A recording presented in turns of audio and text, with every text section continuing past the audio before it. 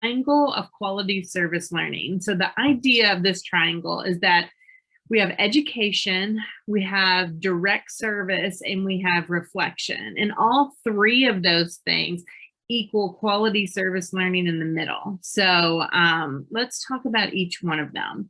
So education tends to be where we feel the most comfortable, right? I'm used to telling students about social issues, or I'm used to telling them about my field, but it can't be the only place that we stop. But when we're thinking about education in the realm of service learning, it's about helping students think about those root causes of social issues. It's about helping them make that topic meaningful to themselves as well. Like, how does this affect my life and what I'm doing? So it has to be addressing a community need, right? So all of these topics too that I'm going through today will actually help you through the service learning designation process, which I'll touch on directly later. But be thinking about all these questions when you're thinking about your course, and that will help you get designated for service learning. Something else when we're talking about education to not forget is diversity and social justice. Whenever we're going into communities, we're usually going to go into communities where students are going to see people that are different from them, or people that are the same as them, that are dealing with societal issues. So making sure that you're engaging students in understanding of power and privilege and oppression in communities they might be going to work in is really key. It's very timely right now too. A lot of students care deeply about these topics. I doubt you get much pushback whenever you bring these topics up from students. They're probably thrilled with the elephant in the room for them. So I just wanted to make sure that that was something that you're thinking about when you're thinking about using service learning. So when I want you to take some time to actually think about for yourself these how you actually learn about community needs or social issues, because that's what we're asking our students to do, right? We're asking them to learn about community needs or social issues. There are different ways of applying service learning in the classroom. Two of the major things that I see is either that a faculty will take the idea of a specific topic and go out and make a partnership with a community entity, and then take that and run, and all the students work with that entity. Or you can have it where it's more broad. You have a list of places, or maybe you just say, tell me where you want to go and let me see if that's an appropriate place.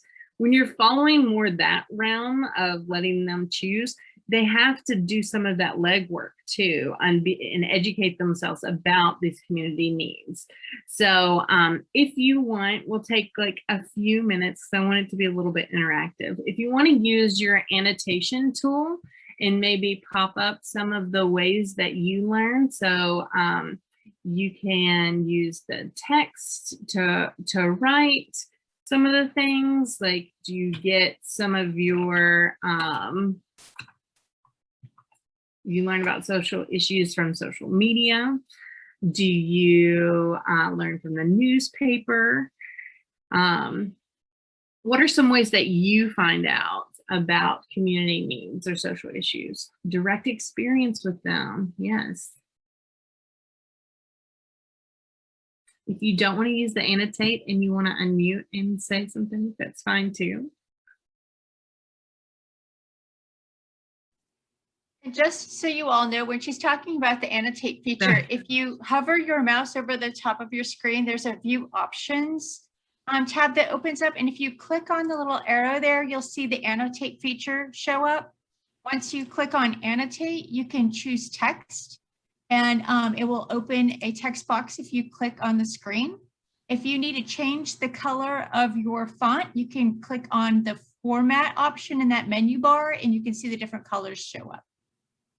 Yes, thank you.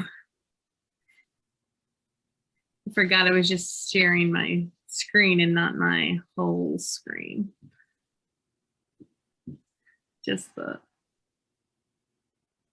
yes, great news. Like it could be NPR, it could be a documentary that you watch. One of the things that I like to tell people is think outside of only scholarly articles. They're great. I have my students do scholarly research to find out more about social issues, but they're not super timely always, right? Because we know they take a long time to get to publication. So sometimes it's okay to like let students use outside resources then that to help them get educated about a social topic that's going on, so yes. So don't forget to put yourself in the shoes of your students and help them think about different ways of learning about community needs or social issues. Anyone else have anything to say before I move on? If this is your first time using the annotation tool, I hope you had fun with it.